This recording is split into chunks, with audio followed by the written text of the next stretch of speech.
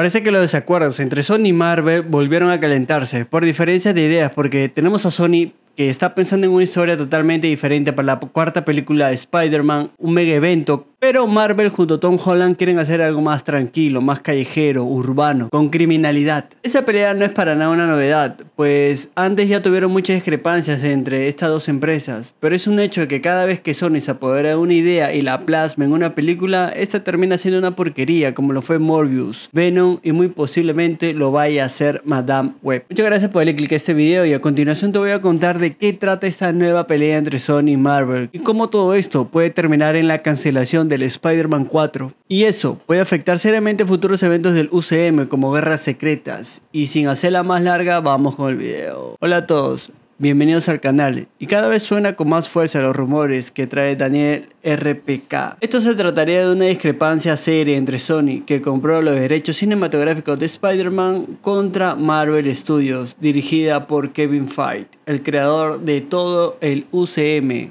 que nos trajo perlitas como Iron Man hasta el Infinity War. Aquel UCM que valía la pena ir al cine, porque el de hoy ya deja mucho que desear. Y bueno, tal vez muchos no lo saben, pero Tom Holland está completamente de acuerdo en muchas ideas que trae Kevin Feige sobre esta cuarta película del Hombre Araña, pero Sony, la dueña del personaje, piensa totalmente diferente a ellos. ¿Qué es lo que dice Daniel RPK? Que Sony quiere traer de nuevo a Tobey Maguire junto con Andrew Garfield para esta cuarta película de Spider-Man junto a Tom Holland. ¿Pero por qué? Pues cuando salió No Way Home, Sony, como es la dueña del personaje, ganó casi 2 billones de dólares y todo ese flujo de dinero enorme entrando en sus bolsillos le hizo pensar en repetir esta fórmula de nostalgia y fanservice. Obvio que Marvel también ganó mucho dinero porque la creación del personaje del Hombre Araña, o sea, esta versión de Tom Holland, fue en conjunto entre estos dos estudios, que es Marvel y Sony. Ya, pero exactamente ¿cuál es el problema sobre la mesa? Bueno, Sony quiere repetir la fórmula de No Way Home, pero Marvel junto con Tom Holland quieren traer algo más básico, más callejero, aventuras en la ciudad, por decirlo así, sobre crímenes, con villanos urbanos, algo bien esencial que forma parte de Spider-Man. ¿Y por qué no? Yo me pondría del lado de Marvel también. Ahora, no quiero decir que no me gustó para nada No Way Home. Lo que quiero decir es que no puedes usar la fórmula ganadora muchas veces porque se gasta. Es como si viéramos a Goku a cada rato usando su Genkidama y ganando. Hay personas que quieren verlo luchar, aprender, desenvolverse y ganar de distintas formas. No sé si están de acuerdo conmigo. Sería genial verlos de nuevo, a Andrew y a Tobey, pero más adelante. No sé, por ejemplo en Guerras Secretas. ¿Qué opinan ustedes? ¿Qué más dijo Daniel RPK? Pues mencionó que antes de la huelga de guionistas que sucedió en Estados Unidos, Kevin Feige ya había anunciado que ya tenía la historia para Spider-Man 4. Solo que faltaba desenvolverla y que su estreno sería aproximadamente en la primera mitad del 2026. Otra cosa que mencionó este insider fue que el director Jon Watts, aquel que dirigió las pasadas películas del Hombre Araña con Tom Holland, dijo que no volvería a dirigir esta cuarta película, pues ya habría firmado para dirigir la película de los Cuatro Fantásticos. Y estarían pensando en traer a los escritores y guionistas de Daredevil porque ya estarían con todo este background creativo sobre historias callejeras y criminales. Y que también, en cierto punto, se conectaría con la serie Echo, la serie de Los Defensores y Daredevil Born Again. Si se dan cuenta, todas las piezas encajarían dentro de este ecosistema que fue armado por Kevin Feige para ver desde un punto de vista más humano, más personal sobre las experiencias de vida de este Peter Parker, sus dudas, sus luchas de puño a puño, recorriendo, vigilando la ciudad en busca de los criminales. O sea, la pura esencia del Spider-Man como muchos de nosotros lo conocimos cuando leímos por primera vez un cómic sobre este héroe.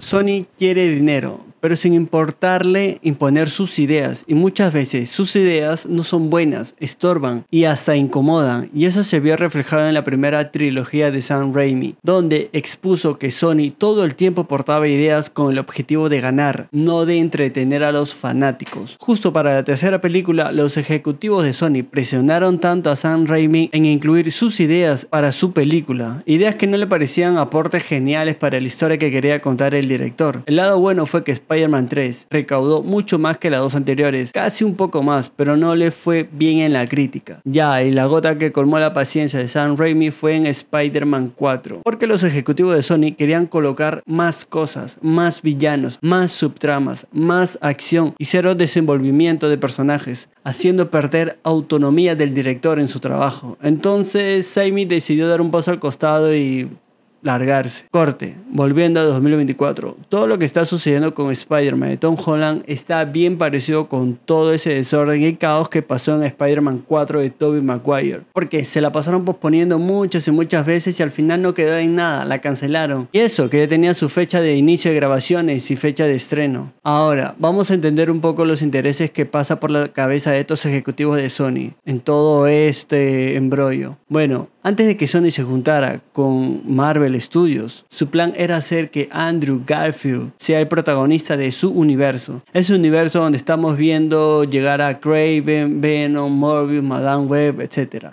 Todo ese universo tendría como cabeza a Andrew Garfield, incluyéndolo a veces en unas participaciones en el UCM. Solo que Kevin Feige no quiso. Ese tío convenció a Amy Pascal, la CEO de Sony Pictures, a que desistiera de Andrew Garfield y todos los planes que tenían con él para traer a otro nuevo Spider-Man en el UCM. Y así fue como nació el personaje de Tom Holland. Solo que Sony, bien discretamente, en el fondo de su corazoncito, nunca dejó ir a Andrew Garfield, ya que nunca canceló las películas que traerían a los villanos de Spider-Man que en algún punto de nuestras historias se enfrentarían. Ya que en todas las películas que vimos de Morbius, Venom, todas ellas intentaban hacer conexiones o mencionar a Andrew Garfield, entregándonos esa idea o suposición de que Spider-Man aparecería en algún futuro. Pero el problema relevante de todo esto es que al final, Sony, por tener una asociación con Marvel Studios, los ejecutivos de Sony terminaron sacando todas las escenas en algún momento que hemos visto en los trailers o avances que incitaban a pensar que había una conexión con Andrew Garfield. Y así fue como eliminaron varias cosas en Morbius y en Venom. Y es así que cuando ya está a punto de salir las películas en estreno, casi cuando ya están por estrenarse, Marvel les pone un alto, haciéndoles recordar el acuerdo que pactaron o firmaron al juntarse cuando crearon al Spider-Man de Tom Holland. Y muchos ya sabemos que sacaron o eliminaron, mejor dicho, un montón de escenas que iban a aparecer en Morbius donde hacían mención a Spider-Man. Y esto mismo acaba de suceder con Madame Web. Según rumores en internet, que no son para nada banales, afirmaban que había escenas y referencias sobre Spider-Man de Andrew Garfield. Pero debido al acuerdo con Marvel, acabaron regrabándolas para darnos a entender que veríamos a Tom Holland. Ahora, no sé si veremos algo de o simplemente lo van a mencionar. Algo parecido sucedió con el final de Morbius, donde se nos presentó al buitre de Tom Holland. Hay mucha confusión, ¿no creen? Parece que Sony siempre intenta entregarnos algo teniendo como primera opción a Andrew Garfield, solo que llega Marvel a joder diciendo, oye, sácame todo eso donde no aparece Tom Holland, no quiero ver a Andrew Garfield. Y entonces Sony acata órdenes y al final la película termina sin sentido. Todo esto me provoca un derrame ocular al tratar de entender todas estas tramas. Pero ¿por qué Kevin Feige tiene autoridad sobre Sony? Pues al verse rodeado de éxitos como Avengers, Iron Man, Guardianes de la Galaxia, entre muchas otras películas que reventaron taquilla y críticas, a Sony le pareció bien seguir el camino ya pavimentado que el UCM ya venía recorriendo. Solo que Sony se rebeló un poco, por decirlo así, debido a que estos 2 últimos años Marvel vino produciendo y lanzando pura basura en el cine, viendo cómo cada vez más el UCM recaudaba menos dinero. Y eso le sirve como impulso a Sony de querer alejarse de ellos. Para bien o para mal, sus películas son mediocres, pero entretenidas debido a que su marca llamada Spider-Man vende y mucho. Eso se ve reflejado en los videojuegos que lanzan sobre Spider-Man y en algunas menciones que lograron hacer en sus películas anteriores. Volviendo al principio de este video, yo estaría del lado de Marvel, ya que deseo de corazón ver una historia más urbana, callejera, que envuelva a Spider-Man, aquel que llegamos a conocer en los cómics, y por fin romper con esa racha de malas películas que vienen y seguirán apareciendo sobre superhéroes. Y bueno, eso fue todo. Muchas gracias por llegar a este punto del video. Chao. Suscríbete.